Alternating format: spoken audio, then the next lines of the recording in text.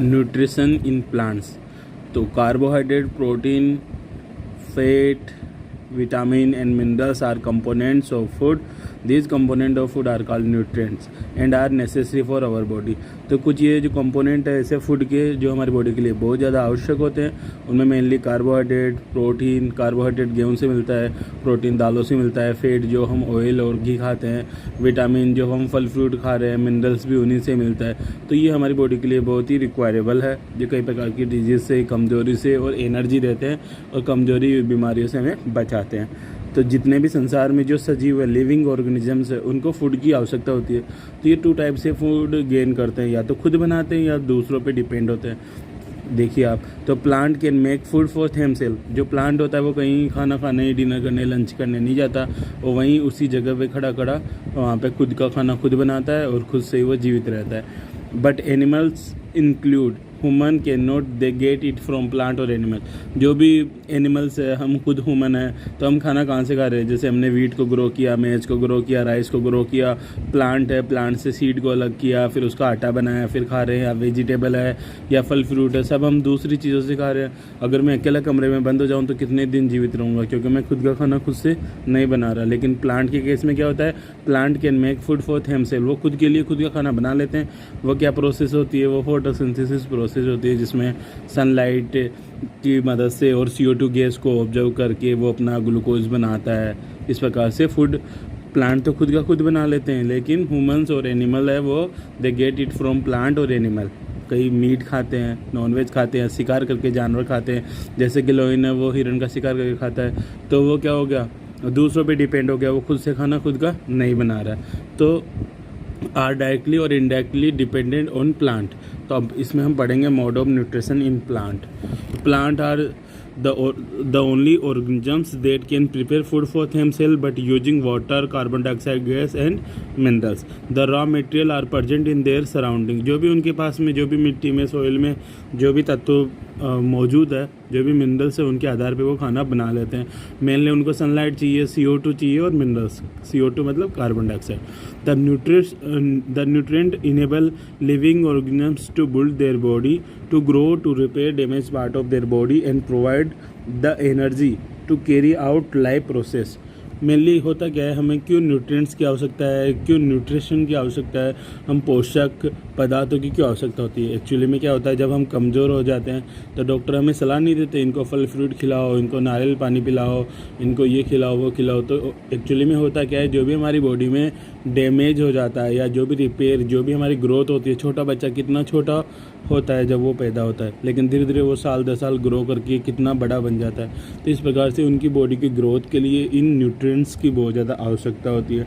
अब हम यहाँ पढ़ रहे हैं The mode of nutrition in which organisms make food themselves from simple substance is called autotrophic. तो autotrophic का मतलब है, ऑटो से मतलब समझ में आ रहा है? ऑटोमेटिक। तो ऑटोमेटिक मतलब जो खुद से, ऑटो मतलब सेल्फ, और ट्रोपस मतलब न्यूरिशमेंट मतलब खुद से पोषक ले रहा है, ठीक है।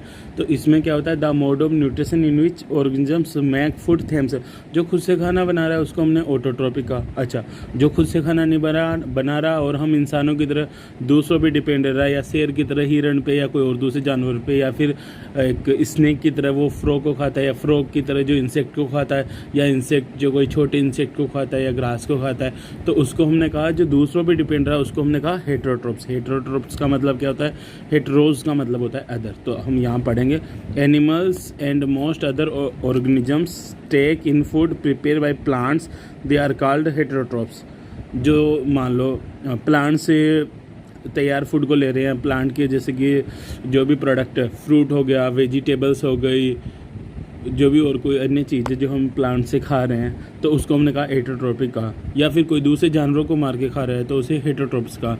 जो खुद से खाना नहीं बनाता उसको हमने हेटेरोट्रोप्स कहा है। 2 प्रकार से न्यूट्रिशन का मेथड हो गया।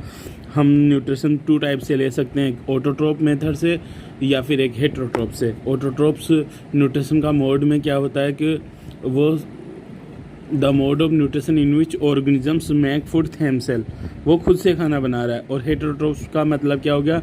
Animals and most other organisms take in food prepared by plants या other animals, they are called हेटेरोट्रोप्स।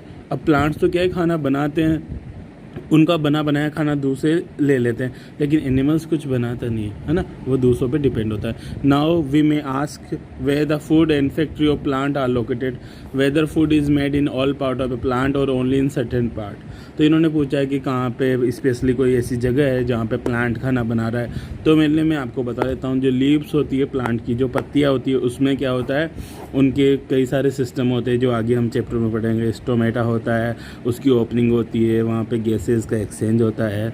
Sunlight की वजह में क्या होता है, उसमें क्लोरोफिल होता है, वो किस प्रकार से मदद करता है, ये हम पढ़ेंगे। फटाफट से हम इसका रिवीजन कर रहे हैं। तो यहाँ तक हो गया। तो photosynthesis, food making process in plant.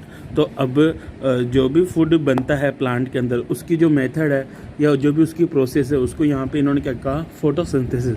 तो आपसे वन वर्ड में या वन सेंटेंस में अगर पूछे व्हाट इज फोटोसिंथेसिस, तो आप कह सकते हो food making process in plant are called photosynthesis.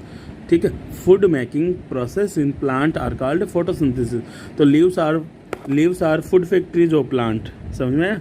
तो कहाँ बन रहा है, देखो, leaves are food factory of plants, therefore all the raw material must reach the leaf, all the raw material must reach the leaf. Water and minerals present in the soil are absorbed by the roots and transported to the leaves. Carbon dioxide from air is taken in. तो यहाँ समझिए क्या होता है, जैसे कि कोई plant, water and minerals present in the soil are absorbed by the root and transported to the leaves. Carbon dioxide from air is taken in through the tiny pore present on the surface of leaf. जो leaves में जो छोटे छोटे छिद्र होते हैं, उनसे क्या होता है, कार्बन डाइऑक्साइड गैस का आदान प्रदान वो प्लांट करते हैं। तो these pores are surrounded by guard cell, such pores are called stomata. ये हम पढ़ेंगे स्टोमेटा क्या होता है। देखो यहाँ पर ये कोई प्लांट की जो ये जैसे कि कोई लीव्स है ना, तो ये लीफ है, लीफ का एक छोटा सा सेक्शन को हमने बड़ा सा जूम किया माइक्रोस्कोप के अंडर में, तो हमें कुछ इस प्रकार से स्ट्रक्चर दिखेगी, पत्तियाँ है, फिर कोई बहुत छोटा सा छेद है। तो उसकी अगर उसको और हमने और जूम करके देखा तो हमें यहाँ पता चलता है ये क्लोरोफिल है जो कि ग्रीन है। उसके बाद में कुछ रंध्र है जो छेद है, स्टोमेटा जिसको हमने कहा, उसके सराउंडिंग में क्या है, गार्ड सेल है। तो ये गार्ड सेल वगैरह किसका काम करती है, वो दिन के समय बंद हो जाती है, CO2 को छोड़ने, CO2 को लेने और O2 को छोड़ने का काम करती है, श्वसन में दौरान काम में आती है।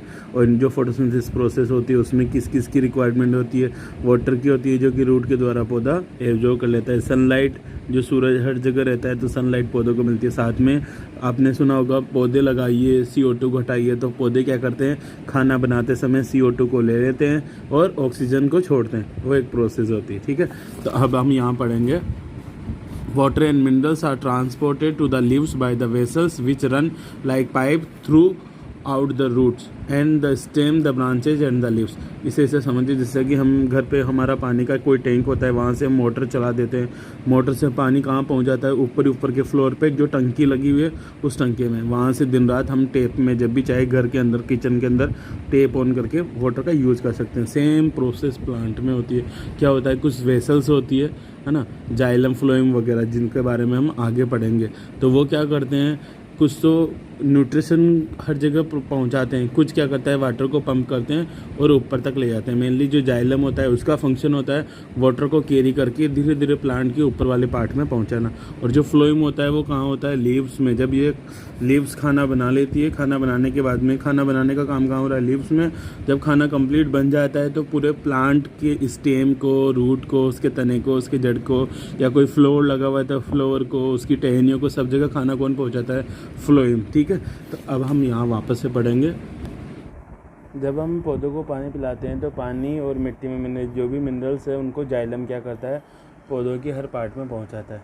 अब यहाँ पे जाइलम का और फ्लोएम का आप डायग्राम देख रहे हो। तो जाइलम का काम होता है जड़ों से पानी को ऊपर पहुँचाना, और फ्लोएम का काम होता है पोषक तत्वों को, जो भी न्यूट्रिशन है या फोटोसिंथेसिस के बाद में जो भी खाना बनाया है उसको हर पार्ट पे पहुँचाना।